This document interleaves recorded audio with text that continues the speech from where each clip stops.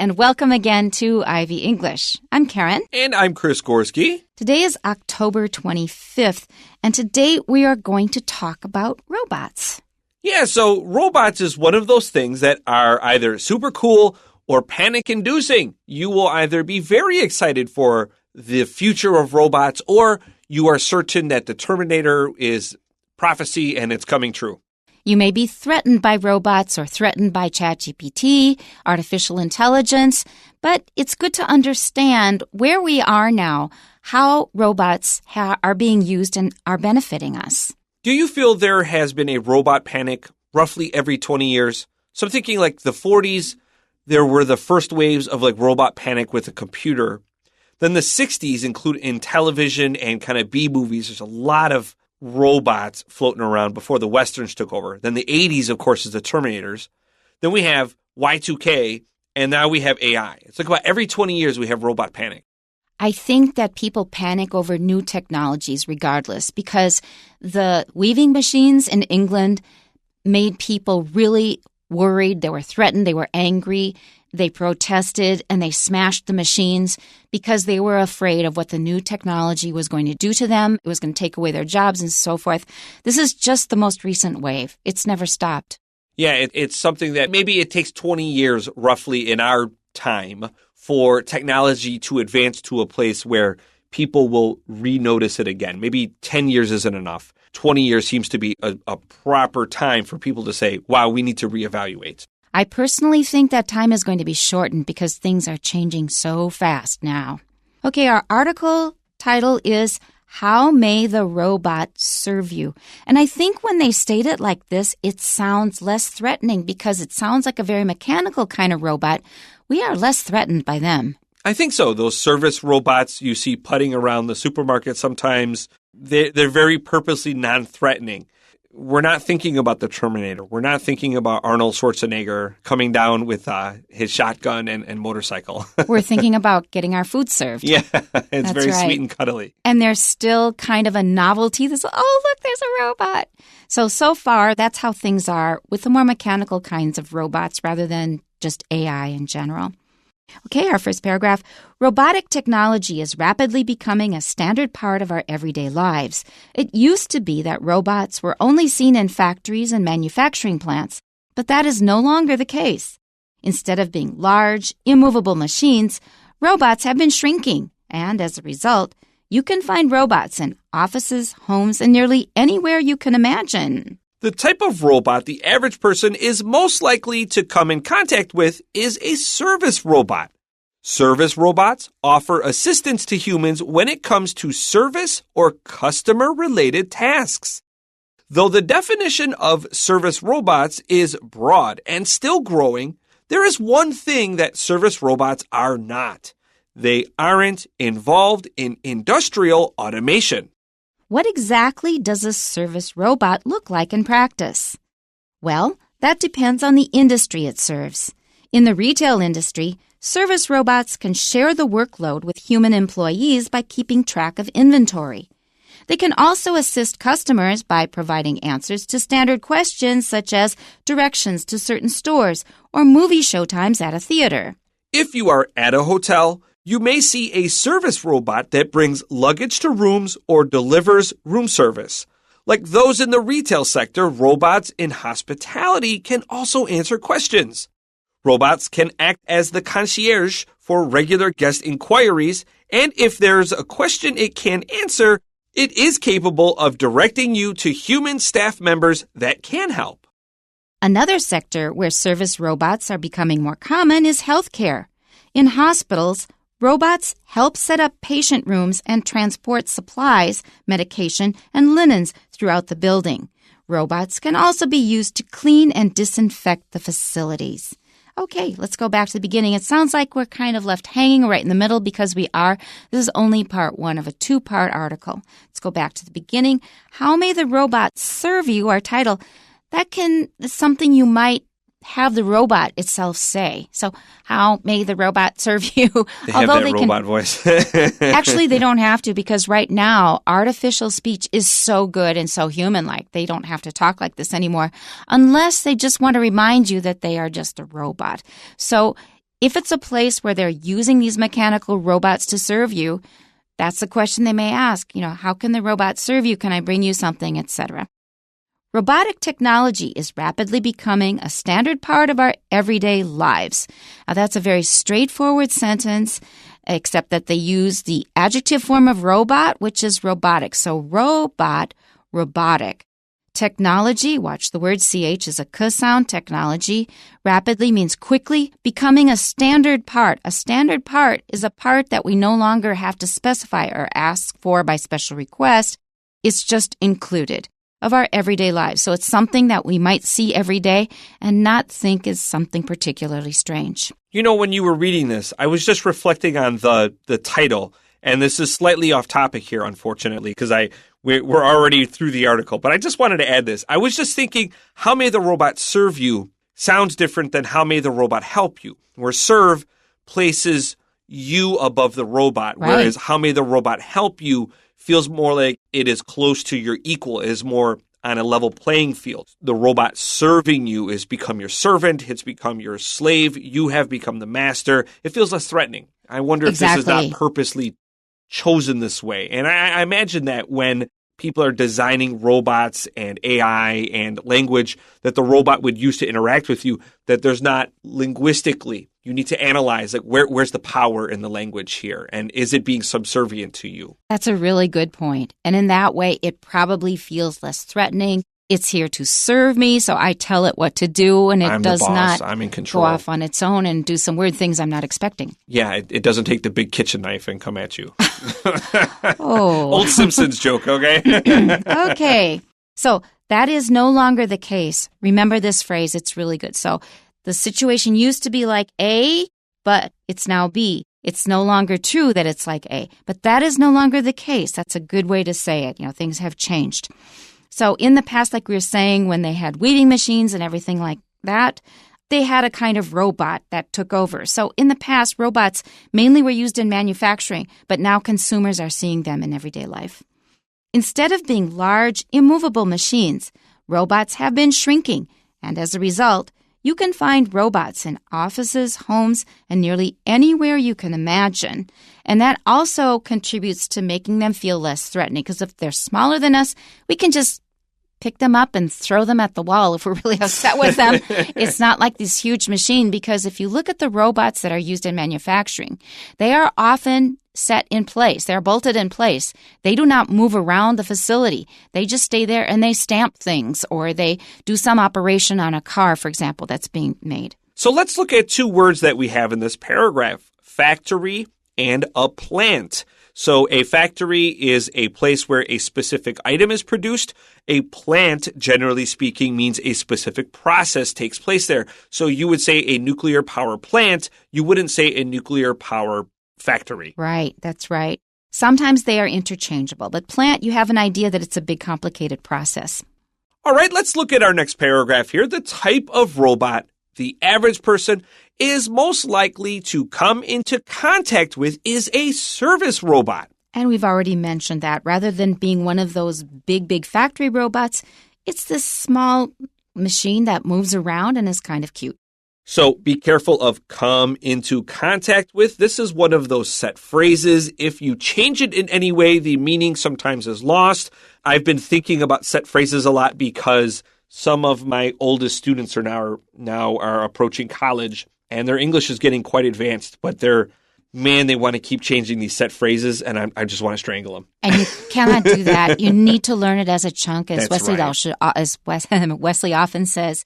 You need to learn things as a chunk. So keep all of the pieces intact, I-N-T-A-C-T, I-N-T-A-C-T. That means that you do not change them at all. You need the whole thing. Do not riff on this. Do not improvise. You just learn the phrase as it is. That's a great way of phrasing it. Don't riff on it. To come into contact with somebody or something. That's right. And a situation where you might want to use that is when we're worried, is that a cold or is that COVID or what is it? Have you come into contact with anybody who has COVID, for example? All right, let's look at our next sentence. Service robots offer assistance to humans when it comes to service or customer-related tasks. Now, you notice the punctuation here. After service, we have a little hyphen, and then customer-related also has a hyphen between it. So what it means is when it comes to service-related or customer-related tasks, they just put a hyphen there, but not the word related because they don't want to repeat it. Now, the first time I ran into this habit was in German. They do this in German. And when I came back to the States, I kept on doing it in English and found that other people do it too. Yeah, I would say this is not something terribly rare. I would say it's not the most common way to do things, but it is really challenging for the youngest language learners. It's something I usually avoid in my own speaking today because I work with so many young people.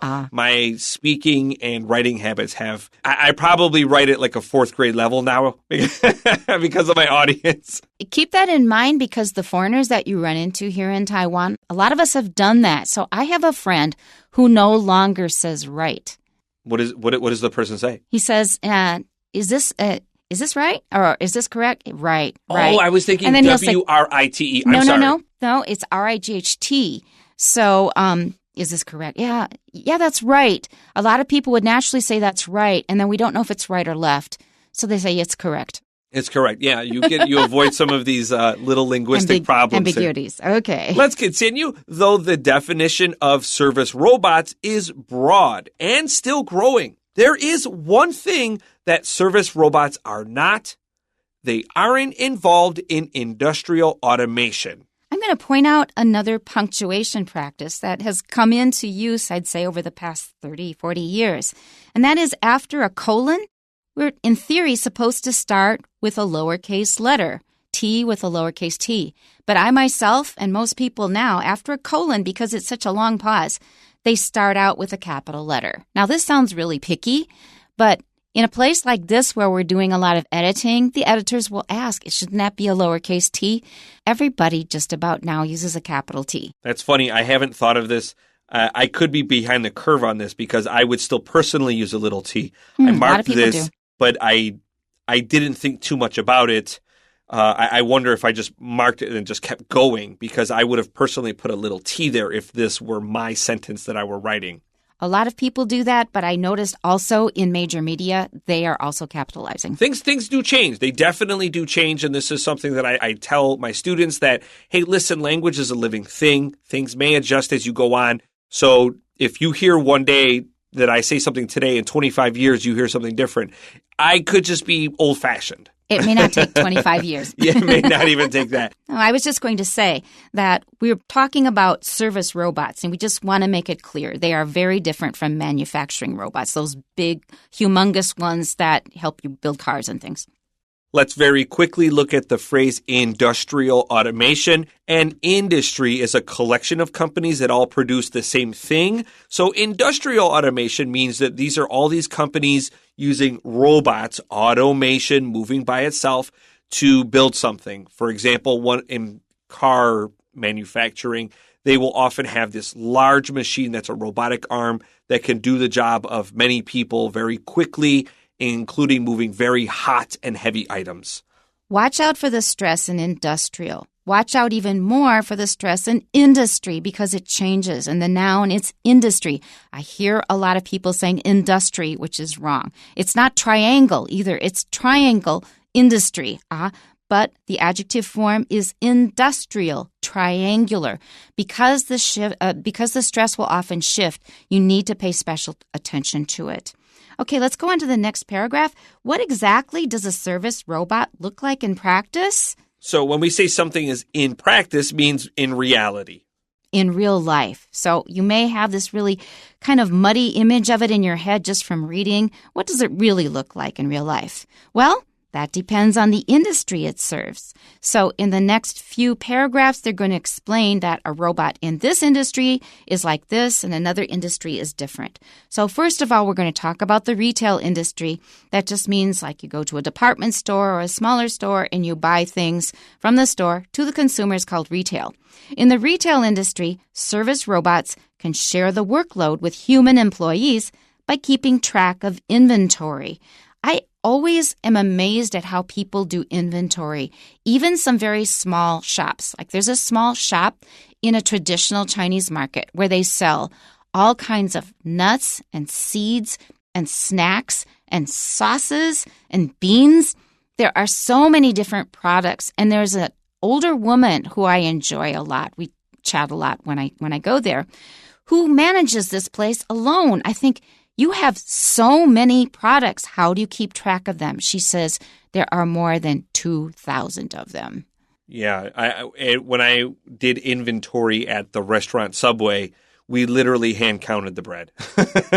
Wow. If it wasn't open, it was easy. If it was opened, you had to open the box and hold the frozen logs of bread and count them individually because people so frequently would just steal a loaf of bread and take it home. Oh, my. Yeah, so I don't know what Subway is like today.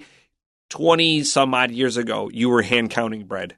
That's pretty labor intensive. It took time. You never wanted to do it. Okay, so inventory, that's keeping a count of all the products for sale.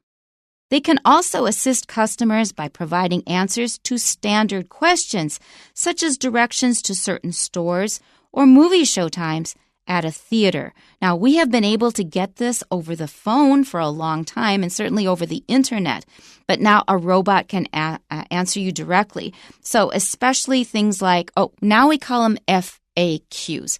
FAQs are frequently asked questions. So instead of always asking the same things over and over again, they always tell you to go to this file, but people are lazy.